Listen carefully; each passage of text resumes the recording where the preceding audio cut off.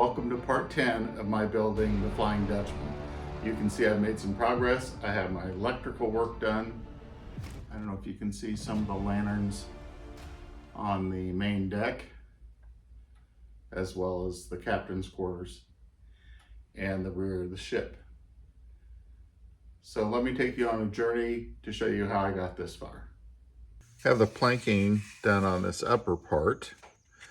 My electrical wires I now have set and ready to decide where I'm going to hook those up. I'll cover that in a little bit. I still have to clean out the cannon ports, get them to the right shape a little bit. And I'm still really happy with this. And I said before, I'm going to use this in the future. What appears they have you do is get your straight line, put a second plank on, and then about at the center of the ship, you put just a partial piece. Then you put the next piece, and as I'd already illustrated, that will go there, and that gives you this piece to fill in, and you keep your straight line. So I'm very happy with that idea. I know there's a way you can mathematically compute and take a little bit off of each one and have each plank look perfect, but that's not in my personality. So this, I thought, was a great idea, and I'm going to put it to use on pretty much all the models that I make, I think. I want to show you an example of, by using this spacer, how it comes out so nice. So then all I have to do is fill those in, and I've got a couple down here that I have filled in. So there's the point where it starts, and you can see it taper down, and that fits in very nicely. That is done by placing a plank, for example, in this hole, and then where it starts to rub, now this is a little tight, so I'll probably sand just a little bit off to get it going a little further. And then where it will not fit, I put a pencil mark there and a pencil mark on the lower portion down this direction, because that's where the this one is made straight, and that's where the curve needs to be. So I'll put a pencil mark here, and I'll go right down to the very top edge of that with that pencil line, and then I'll sand that down, and that'll give me the angle that I need to fit that piece in perfectly. And it has worked very well. This is the last one of these. And just to reiterate how well this works, so this, I had to mark here, and then at the tip, took and made a straight edge at the bottom, you know, to get that to taper down. I did use a combination of a belt sander to go down to that line, and then I fine-tune it with my mini belt sander. But to get the majority off, I used a full-size belt sander, just to gently hold it on there and get that taper. I had pre-curved this plank just a little bit, and you'll see this fits in there. And when it gets to the tip, I'll force it in. I don't want to force it in now until I get a little bit of adhesive on it. Then on the bottom edge where it's going to go in, where it's real tight, put a little bit of wood glue on there. And then I'll force it around the edges a little bit.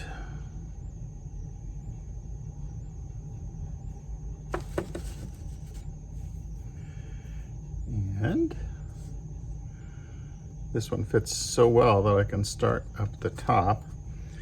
And I've been using this little tool. I've never been successful with it before, but it has a tip in here, which actually I already have a nail in there. It's magnetic, and it'll hold the nail in place. See, there's the little nail. So you drop it down in there, gets it pretty well centered,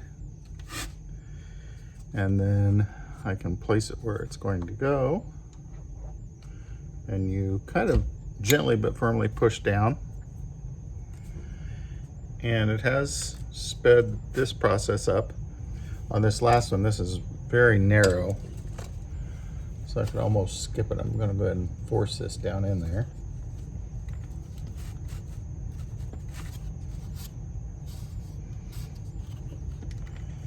and just the tension is holding it in place.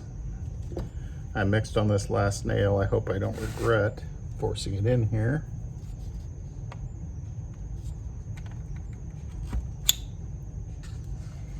Just caught the very edge of it, but it'll hold it in place. I'm almost done planking the ship. And because this is a pretty rough ship, I'm not going to worry about sanding all of this smooth. On some ships you would want to do that. I think I'll be okay with not. I want to mention again, when you're going over a curved surface like this, that's where I turn the plank over and I take off the edges. And in this case, I'm taking almost off the entire edge. Maybe you can see there's just a little bit of stained wood there, because when this fits in there, I can get it up tight. If you don't do that, if you just take a regular squared off edge and you try to put that in place, you have an open line. So hopefully you can see, well, you can see the difference right there. This one I did that too, this one's not, and there's a gap. This is another technique that I have never used before, so it's a learning process for me. So I'm in the process of building this, the front nose of the ship itself. It's a little hard to see, but I've got the first two pieces in place and then just kind of holding them for probably 45 minutes to an hour using these rubber bands just to push it against the ship so it'll hold in place. I have all the panels in place and I just need to wait for the glue to set up for about 24 hours, and then I will sand it to shape. I can use a little wood filler if need be to smooth it out. There are some areas that I struggle with, and this back section shows these planks in a V shape, and for me to get that V right, I really struggle with. So what I ended up doing is taking a small square, gluing just the joint together right there so I get this V shape, and then I glued it on the back of the ship. Once the first one was in place, then I could just cut 45-degree angles on the planks and slide them into place. I've almost finished the planking on the rear. I've got some trimming of these edges to take off. A few more pieces to put on. I clamped this piece of scrap on here so it gives me the straight line for those last few pieces and the correct angles. Some cannon ports to trim out, and that'll have this portion completed. Here it is, 99% finished. I've sanded the edges.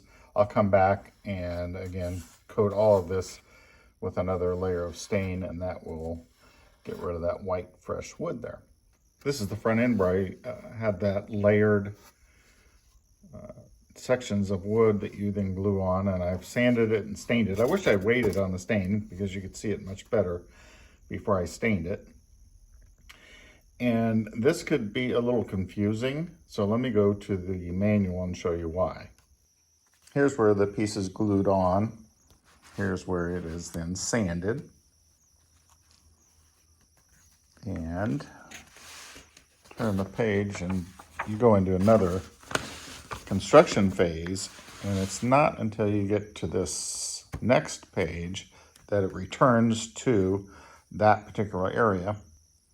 And there's an additional plank that goes on top of all the others, indicated by this red arrow that goes all the way around. And you can see where it goes across that bulkhead, I'll call it. Is that right?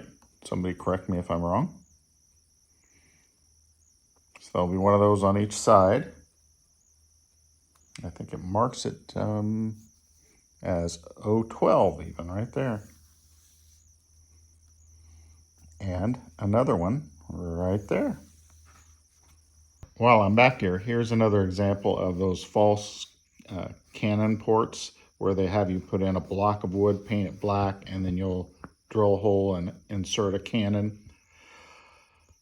Hopefully I remember, because I want mine recessed so there is some airspace behind it so it has depth. I'll have to make those, and hopefully I catch it, because you have to get to it while you can still reach everything. Part N is the pre-construction of the, I'll call it the captain's quarters.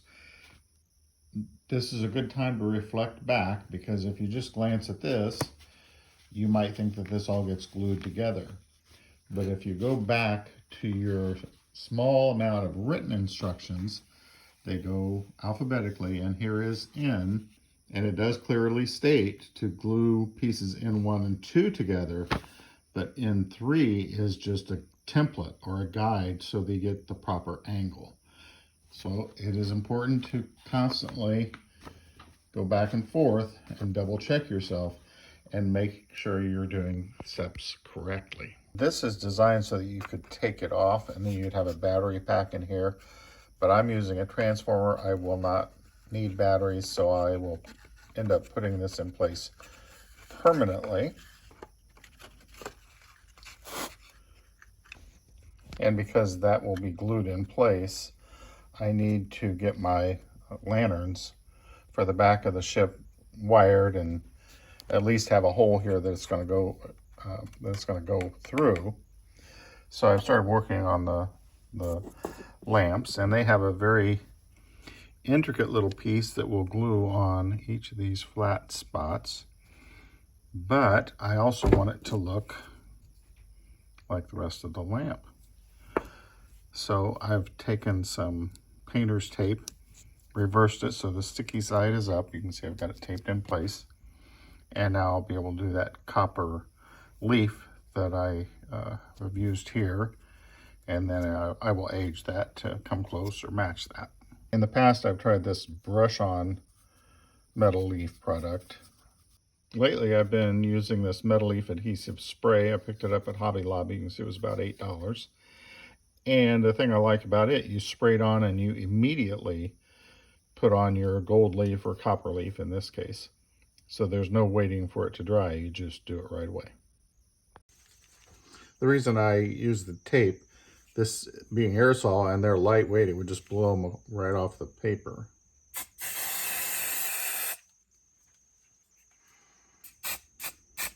I have this half sheet of copper left from something else, and I think I can just lay it right on that. Oh, I dropped it. Well, this won't work.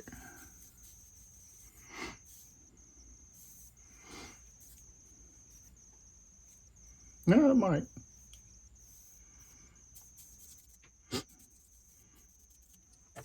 I was able to get them all covered. Now it's a matter of pressing it down into the crevices and cracks.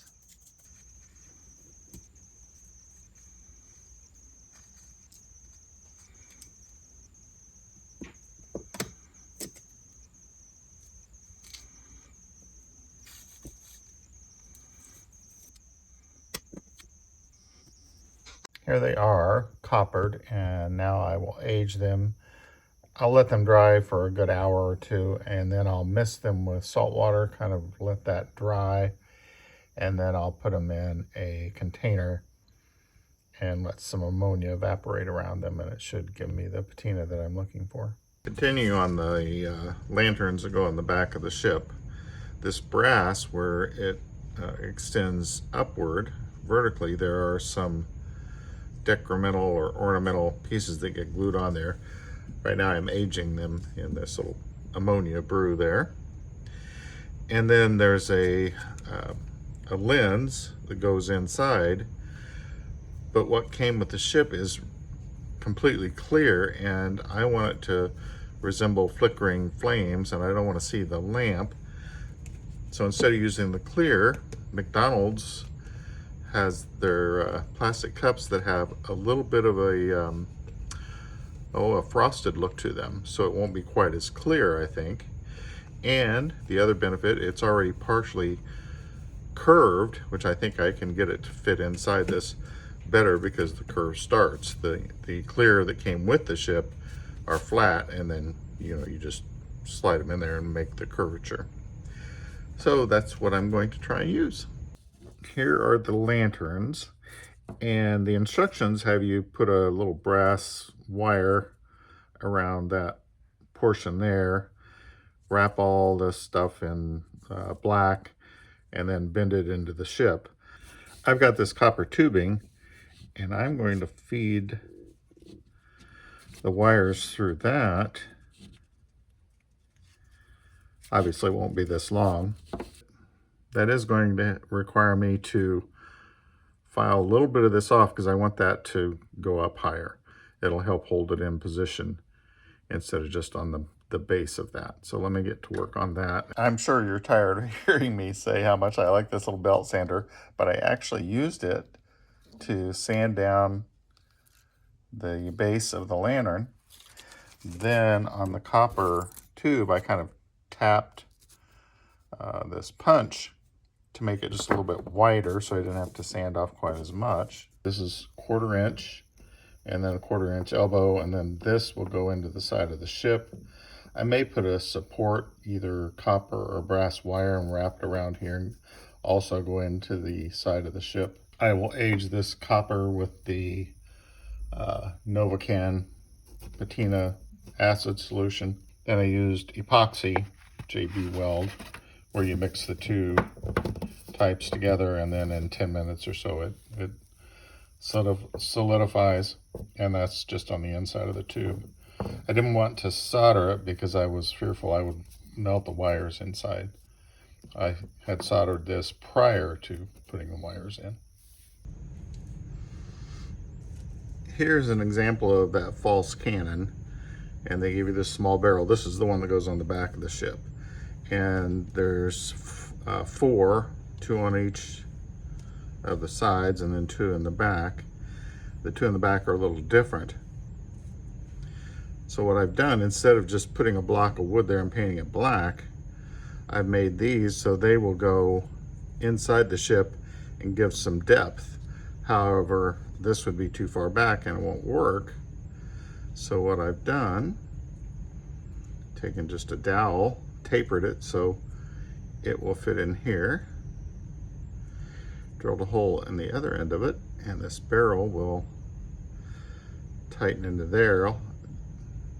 Then I will just file this down or sand this down till it's the same diameter, paint it a similar color, and now it gives me the barrel length so that I can, whoops, I did that wrong. It actually goes this way, and then this will glue inside, and the barrel will give me the length that I need. I can adjust this because that may be a little bit too long, or I can just taper this more until I get it in to the point that I want it to be. Hope that makes sense to you all, but that's how I'm doing the cannons, so that I don't just have a square piece of wood 1/4 inch inside this opening for the cannons.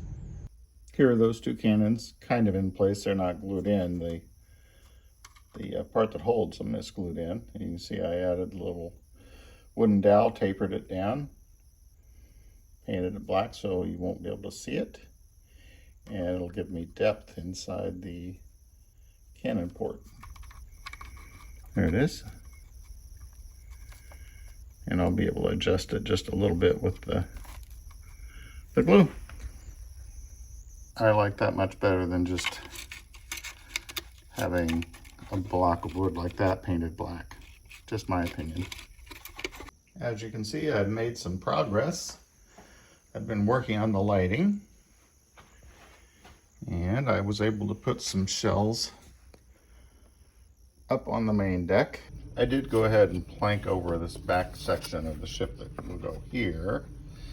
It has a lot of ornamentation that goes on it, but I also discovered that the window that you put in has to be able to fit in between this opening, and I made it too large. So it was glued on pretty tight. I took an old chisel, just got it real hot with a blowtorch, and then melted that plastic, pulled it off, and now this fits in there nice and snug. I'm still struggling that this piece shows it fitting in here, but when I put this on the ship, then it does not go up tight. So I'm thinking of just clipping this off, gluing it in place, and planking over that little hole. I did cut that off. You can see if you look closely, I just filled that space in with a piece of planking. It just happened to be the same width. I'm not sure the planking was from this ship. I have a lot of planking that I just have. So I thought that worked out well. Now I can get this right up against the back framing here. Obviously it's not attached yet, but when I get it glued in place, it'll be permanent. This is where you start putting on the ornamentation. It's kind of unusual that they show this on raw wood, but I guess these haven't been painted either, so I'm doing it a little bit differently, but I'm going to go ahead and start getting. I have those pieces glued in place, and it does have a very interesting look to it. Gives you an idea of the look that I'm going for. There you can see the candle inside the captain's quarters through the window. Same thing with the upper section. And there's the lower section.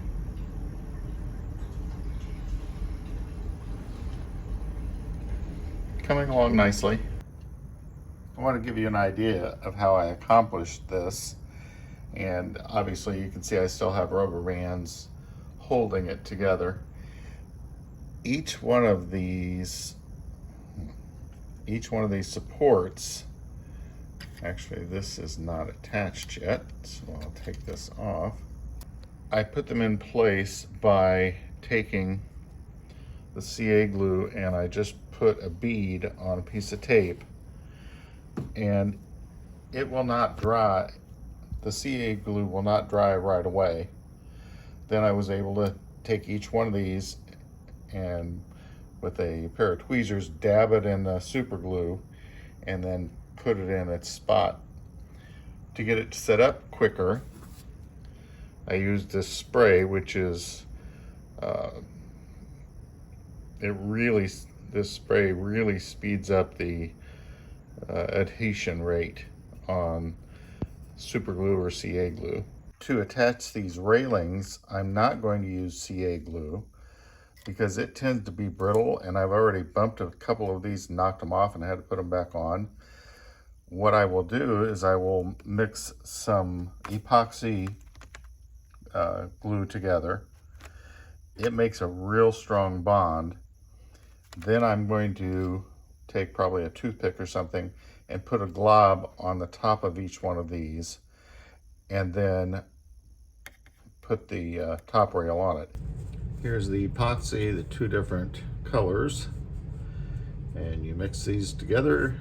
It should turn kind of a gray color. Then you have about 10 minutes. Well, actually a little bit less. It kind of gets pretty firm within 10 minutes, so I've got to work quickly. I did not end up turning it upside down. I just kind of have set it on the workbench and then set the railing on top. It was a little tricky to do to get them all glued up with this epoxy, and a couple of them didn't line up, but I'll work on that after it sets up. It takes about 10 minutes to hold into place. These first two I'm putting a little heavier amount, so I want that to stick pretty good. Wish I could get it exactly right on the first try, but it's not real easy to do. You know what? I might just be able to take whatever I have available and put a small amount of weight on different places. Smaller piece of wood, although this wood doesn't have much weight to it at all. This square might be good. Nope. Stand it up maybe. Wish I had more of those. Here's a magnet that has a little bit of weight. Got another magnet I can put over here. I'm just using those for weight. So I'm going to swap this out. Try this magnet. I think that's going to work. So let me reposition the camera and show it to you from an angle. That's what I've worked out to the best of my ability anyway. It may not be perfect, but on any type of a pirate type ship or something like this, there can be some imperfections. No doubt there will be some damage from being out on the high seas. Here's the first look at my railings in place. That was a little tricky to do. It's hard to get them to stay there. So I may try and do some reinforced gluing later on, but they are in place now. Candles on the inside flickering. I put just one in each section of the captain's quarters. I didn't want too much light in there because really it's hollow, and if you look close there's wires and things in there, but I like that look.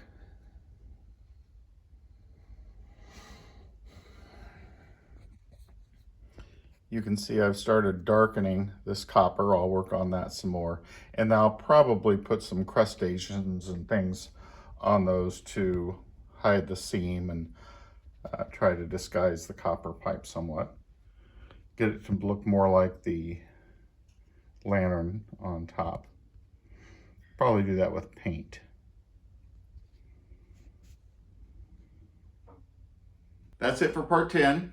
I'll continue the build. This is a busy time of year, so bear with me, but I will get this ship completed. I haven't mentioned in a while, but if you're not a subscriber, I would appreciate you clicking the subscribe button. I'm approaching 10,000 subscribers. That just blows me away. This is Boiler Dan 1, and as always, thanks for watching.